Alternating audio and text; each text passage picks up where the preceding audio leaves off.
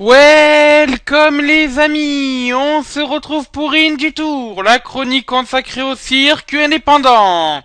Et donc aujourd'hui, comme promis, on va parler de Chaos Team Can-One, le show donc de la Omega Wrestling, la fédération de catch des frères Hardy.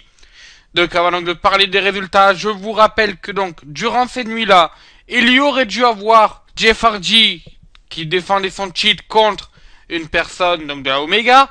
Sauf que Jeff Hardy s'étant blessé au tibia, d'ailleurs, je vous ferai une petite mise à jour de sa santé juste après. Et ben, son titre a dû être rendu vacant.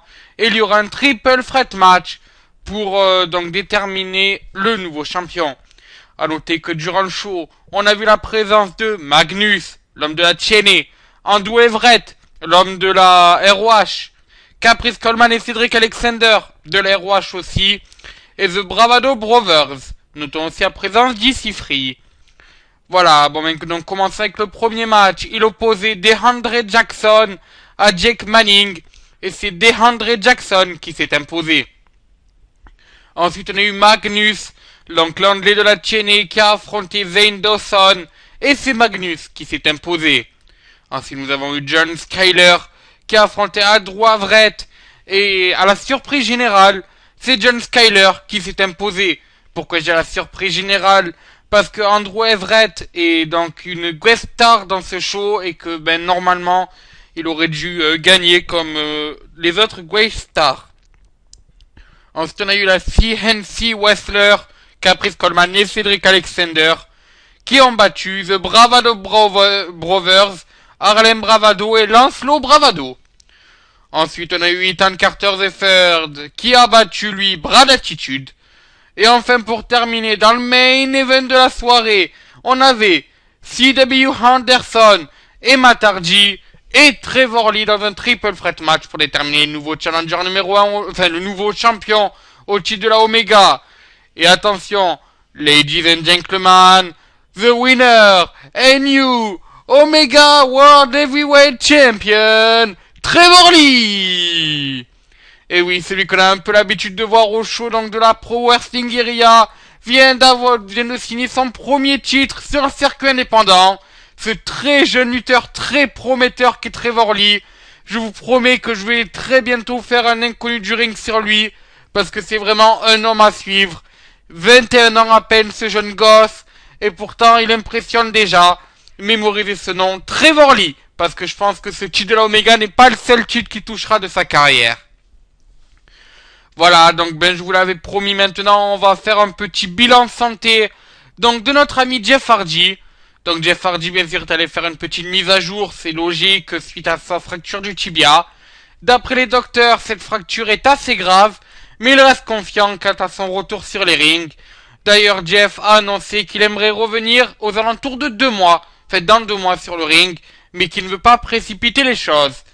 Donc ce qui voudrait dire, mais ça je pense que tout le monde s'en était rendu compte, qu'il louperait au moins 2 mois d'épisode d'Impact Wrestling.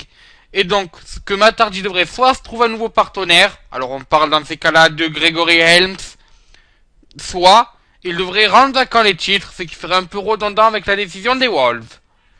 Voilà, donc ben, passons donc maintenant à la suite, passons à la partie news. Et donc on commence la partie news avec les noms annoncés pour le Best of the Super Junior Tournament. Donc ce tournoi de la New Japan Pro Wrestling. Donc il y a 2 blocs, comme chaque année, qui vont s'affronter. Donc ce Best of the Super Junior Tournament va durer pendant donc quelques semaines. Parmi ces quelques semaines, enfin pendant ces quelques semaines, excusez-moi, 2 blocs, enfin on va avoir des affrontements dans 2 blocs. Et les finalistes des 2 blocs vont alors arriver dans le carré final. Dans le bloc A, on a Yue Komatsu, Ryuzuku Taguchi, Justin Svendolager, Trent Beretta, Kyle O'Reilly, Barbaro Cavernario, Chase Owens et Jado.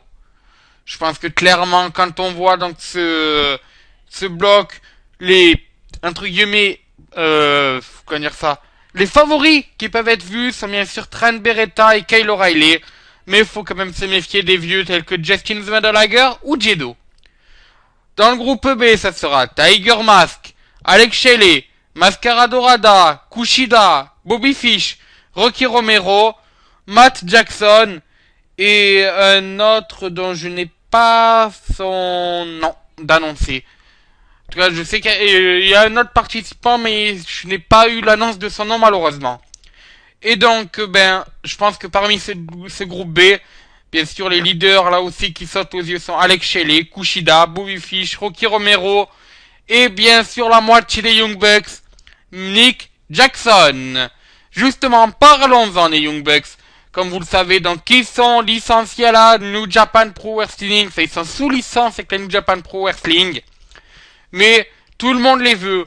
Quand je dis tout le monde, c'est vraiment toutes les fédérations. On sait que la WWE veut les récupérer en tryout, mais que les Young Bucks refusent. La TNA veut essayer de re-signer les Young Bucks, chose qui malheureusement est compliquée avec tous ces soucis financiers qu'ont la TNA, mais ils cherchent à refaire venir les frères Jackson. La ROH tente de les garder à temps plein. Et surtout, et la très bonne nouvelle pour les fans de la Lucha Underground, la Lucha Underground essaie de faire signer les Young Bucks.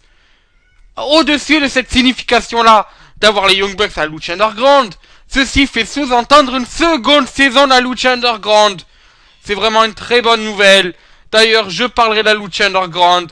Ça sera donc ça sera demain, excusez-moi. Et ça sera avec les résultats donc de la AAA. Vu que oui, ça sera un 2 en 1.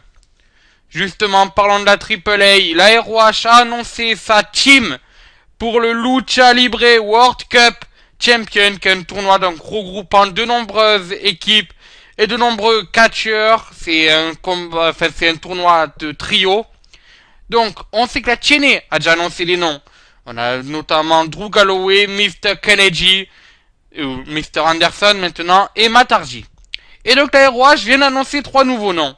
Ces 3 noms sont Cage, bien sûr donc le représentant de la Lucha Underground, ACH et Moose. Donc ces 3 participants combattront sous le drapeau de la Ring of Honor dans ce Lucha Libre World Cup. Alors ce qui est assez étonnant, c'est de voir le nom de Cage, qui pourtant n'a pas encore apparu réellement à la Ring of Honor. Est-ce que cela fait sous-entendre que donc Brian Cage signera avec Sinclair Broadcast Network? C'est ce que nous découvrirons. En tout cas, n'oubliez pas demain, Indie Tour sur la Lucha Underground et la AAA, les résultats de la deuxième nuit à Grella Pavela Cruz. Et sur ce, moi je vous dis, à ciao, bonsoir les amis.